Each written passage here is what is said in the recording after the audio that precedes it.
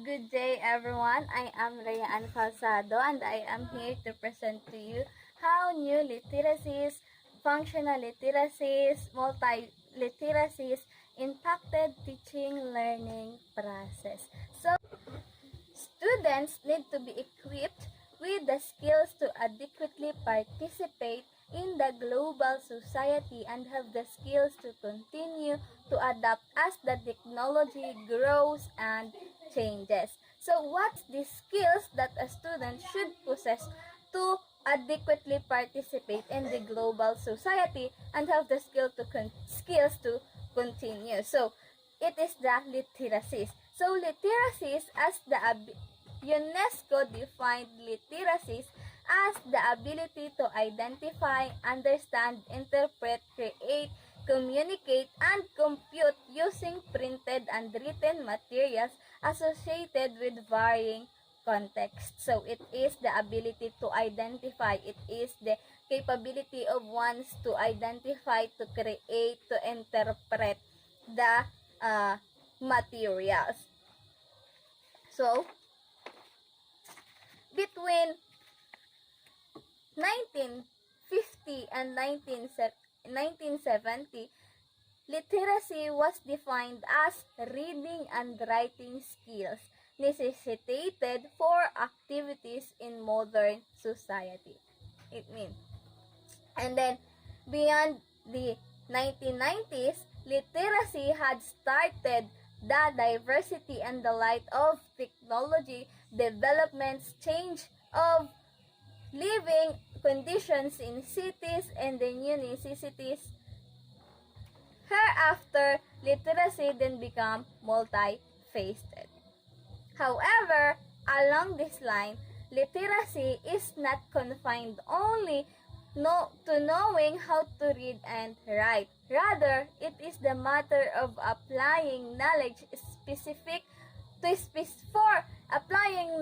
for specific purposes in particular context. Therefore, the literacy in the 21st century demands the ability to perform and act confidently, efficiently, and ethically with a wide range of written and visual print like digital or electronic text types according to purpose. These new literacies are fused with traditional print literacy to create opportunities and enable students to understand and use new text type while exploring knowledge and information with a wide array of technological tools such as blogging, fanfic writing, manga producing, miming, photoshopping, anime music, broadcasting, vodcasting, and gaming, running a paper-based design, reading literacy novels and wordless picture books, reading graphic novels and comics, and reading bus timetables.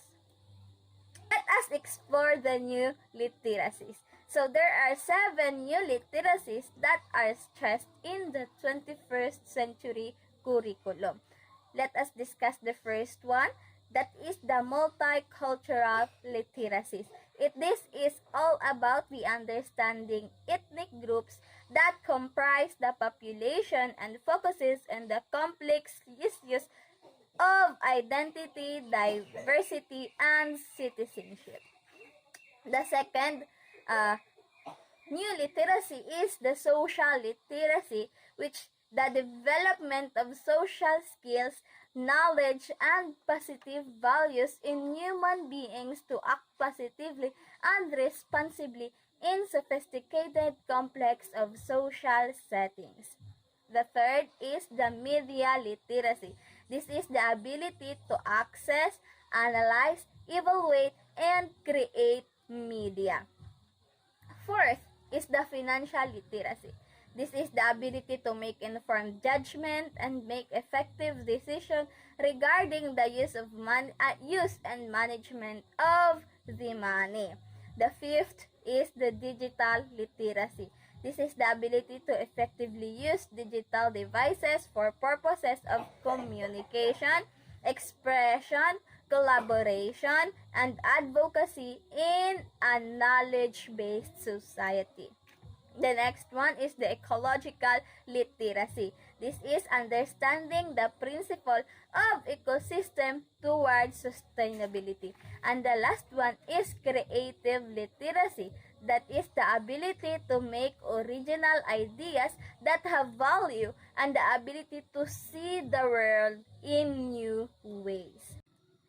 Since today's people engage with technology-driven, diverse, and quickly changing world, teachers need to prepare students for this world with problem solving, collaboration, and analysis, as well as skills with word processing, hypertext, LCDs, webcams, podcasts, smart boards, and social networking software that are central to individual and community success.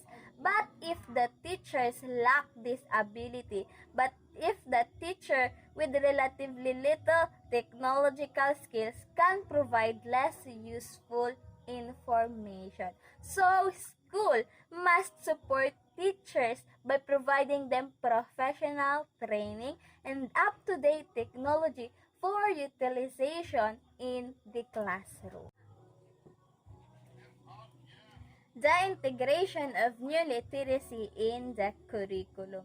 To address the call for literacy in today's world, students must become proficient in new literacies of 21st century technologies.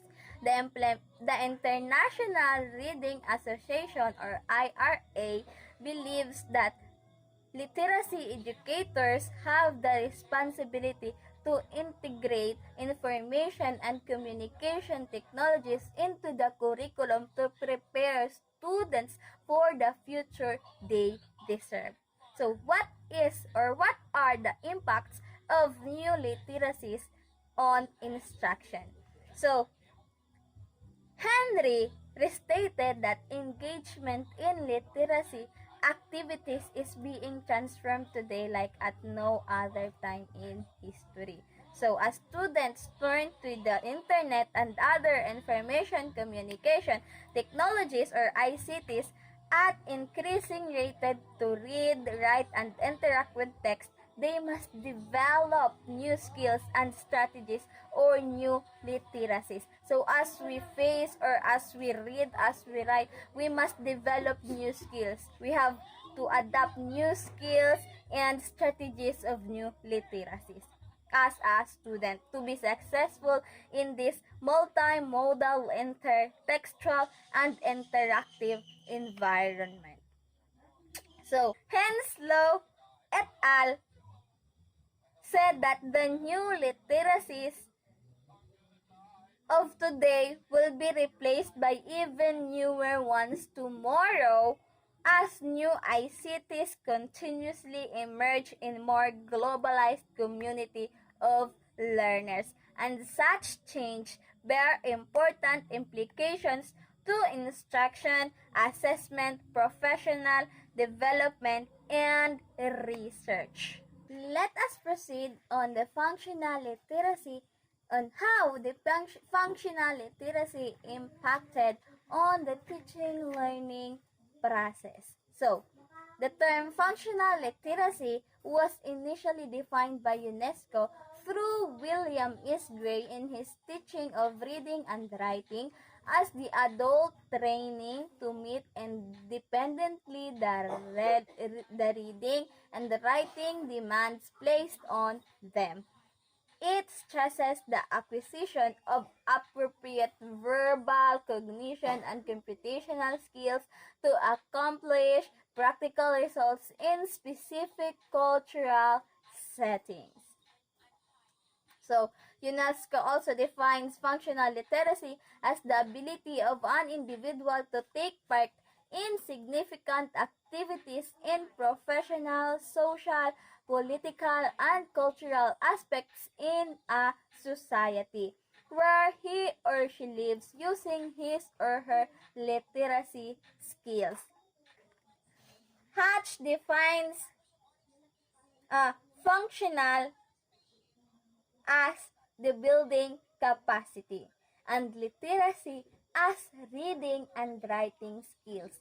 Therefore, it is the capability to proficiently read and write that can be used in daily life routines. The National Statistic Authority defines functional literacy as the level of literacy that includes reading, writing, and numeracy skills that help people cope up with the daily demands of life. Based on these definitions, functional literacy can be concluded as an activity that contributes to the development of an individual and the society, including the ability to use information and the skills related to listening, speaking, reading, writing, and arithmetic necessary for daily life in social, cultural, economic aspects effectively. Over the decades, as societies have evolved into technical innovation, the definition of functional literacy has been modified to meet the changing demands. It is from the concise Oxford Companion to the English language. So, as a new functional literacy aspect called specific literacy is becoming a trend in which the job of the student is analyzed to see exactly the literacy skills needed and those that are only taught. In specific literacy, the student may learn very little but will be immediate value that would result in increased learner motivation. Therefore, the specific literacy strategy is a planning tool that allows the literacy workers to focus on skills that are of value of the learner. This is focusing on the skills.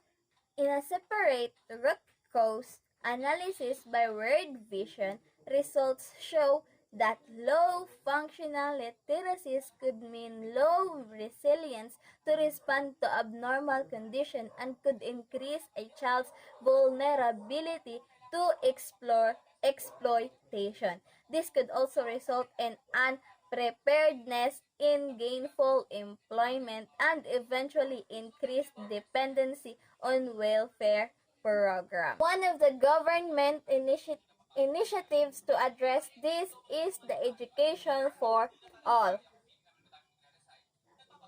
IFA or EFA identifies 9 strategic tasks to achieve its goal, including the provision of opportunities for out-of-school youth to learn through the Alternative Learning System or the ALS. In 2016, World Vision complements with this agenda by monitoring almost 8,000 youths attending the program. It is also explored opportunities to enable the youths to land in a better job. Let us proceed to our next topic, which is the multi-literacy. Multi-literacy is the ability to identify, interpret, create, and communicate meaning across a variety of visual, oral, corporal, musical, and alphabetical forms of communication. Beyond linguistic notion of literacy, multi-literacy involves an awareness on the social, economic, and wider cultural factors that frame communication. Educational strategies that include authentic outcome-based learning, process-based learning, and performance-based learning tend to be cross-disciplinary in nature. Students complete a research project, create multiple technologies, analyze and process information, think creatively, plan out of the process, and work collaboratively in terms with each student. How to prepare teachers for multi-literacies. New London Group underscored multi-literacies as multimodal ways of communication that includes communications between and among other languages using diverse channels within cultures and an ability to understand technology and multimedia. As such, applying multi-literacies to teaching offers a new classroom pedagogy that extends and helps manage classroom.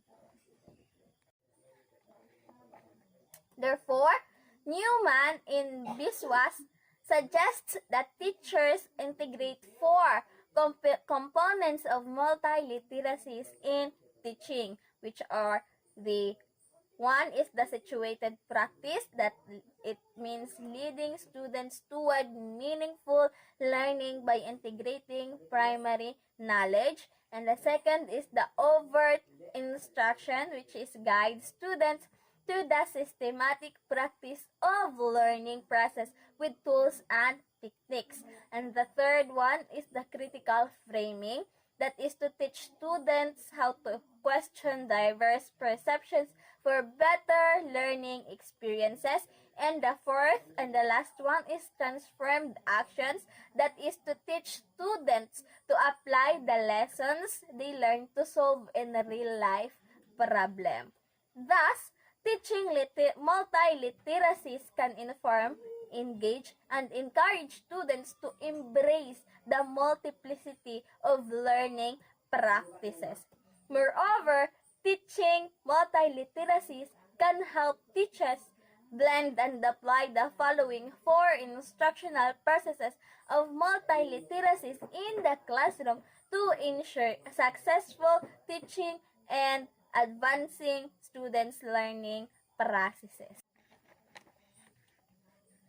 The integration of new literacies and the teaching of multi-literacies open new pedagogical practices that create opportunities for future literacy teaching and learning. Multi-literacies can also help teachers provide equal access to learning for all students.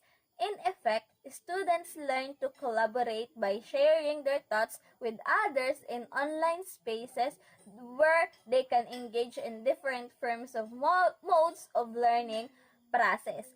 Consequently, students can be expected to become more confident and knowledgeable in their learning through participatory and collaborative practices as a result of this new literacy integration in the curriculum for teacher education.